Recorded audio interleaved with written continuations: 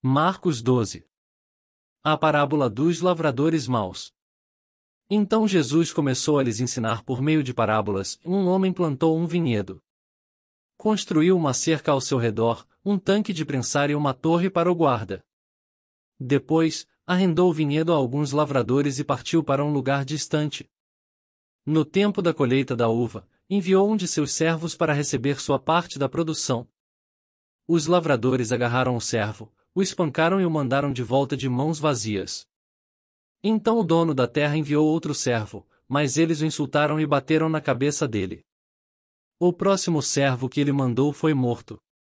Outros servos que ele enviou foram espancados ou mortos, até que só restou um, em seu filho muito amado. Por fim, o dono o enviou, pois pensou, certamente respeitarão meu filho. Os lavradores, porém, disseram uns aos outros, aí vem o herdeiro da propriedade. Vamos matá-lo e tomar posse desta terra. Então o agarraram, o mataram e jogaram seu corpo para fora do vinhedo. O que vocês acham que o dono do vinhedo fará? Perguntou Jesus. Ele virá, matará os lavradores e arrendará o vinhedo a outros. Vocês nunca leram nas Escrituras, a pedra que os construtores rejeitaram se tornou a pedra angular. Isso é obra do Senhor e é maravilhosa de ver? Os líderes religiosos queriam prender Jesus, pois perceberam que eram eles os lavradores maus a que Jesus se referia. No entanto, por medo da multidão, deixaram-no e foram embora. Mais tarde, os líderes enviaram alguns fariseus e membros do partido de Herodes com o objetivo de levar Jesus a dizer algo que desse motivo para o prenderem. Disseram, mestre, sabemos como o Senhor é honesto. É imparcial e não demonstra favoritismo. Ensina o caminho de Deus de acordo com a verdade. Agora, diga-nos, é certo pagar impostos a César ou não? Devemos pagar ou não? Jesus percebeu a hipocrisia deles e disse, por que vocês tentam me apanhar numa armadilha? Mostrem-me uma moeda de prata, e eu lhes direi. Quando lhe deram a moeda, ele disse, de quem são a imagem e o título nela gravados? De César, responderam. Então deem a César o que pertence a César, e deem a Deus o que pertence a Deus, disse ele. Sua resposta os deixou muito admirados.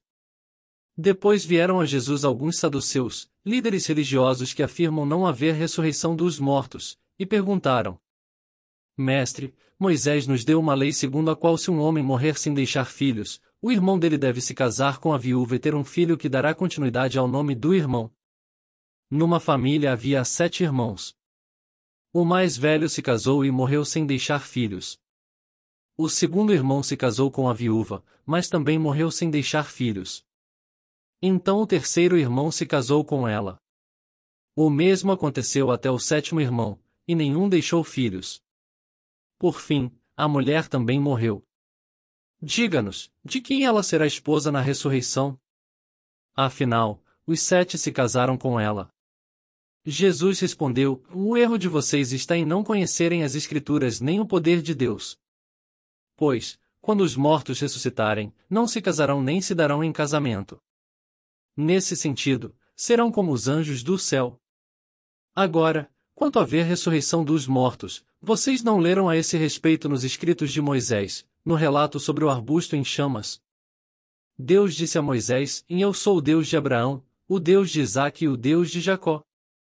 Portanto, ele é o Deus dos vivos, e não dos mortos. Vocês estão completamente enganados. Um dos mestres da lei estava ali ouvindo a discussão. Ao perceber que Jesus tinha respondido bem, perguntou, de todos os mandamentos, qual é o mais importante? Jesus respondeu, o mandamento mais importante é este, ouça, ó Israel. O Senhor, nosso Deus, é o único Senhor. Ame o Senhor, seu Deus, de todo o seu coração, de toda a sua alma, de toda a sua mente e de todas as suas forças. O segundo é igualmente importante, ame o seu próximo como a si mesmo. Nenhum outro mandamento é maior que esses.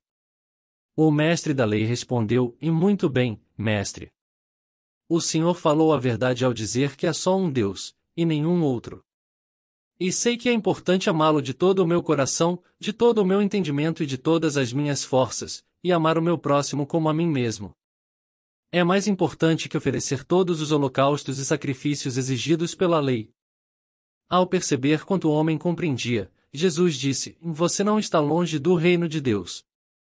Depois disso, ninguém se atreveu a lhe fazer mais perguntas.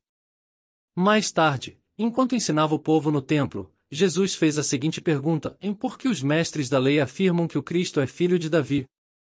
O próprio Davi, falando por meio do Espírito Santo, disse: O Senhor disse ao meu Senhor: Sente-se no lugar de honra à minha direita até que eu humilhe seus inimigos debaixo de seus pés. Uma vez que Davi chamou o Cristo de meu Senhor, como ele pode ser filho de Davi? E a grande multidão ouvia com prazer. Jesus também ensinou: Cuidado com os mestres da lei. Eles gostam de se exibir com vestes longas e de receber saudações respeitosas quando andam pelas praças. E como gostam de sentar-se nos lugares de honra nas sinagogas e à cabeceira da mesa nos banquetes.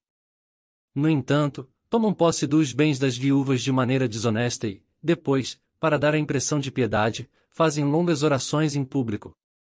Por causa disso, serão duramente castigados. Jesus sentou-se perto da caixa de ofertas do templo e ficou observando o povo colocar o dinheiro. Muitos ricos contribuíam com grandes quantias. Então veio uma viúva pobre e colocou 2 moedas pequenas.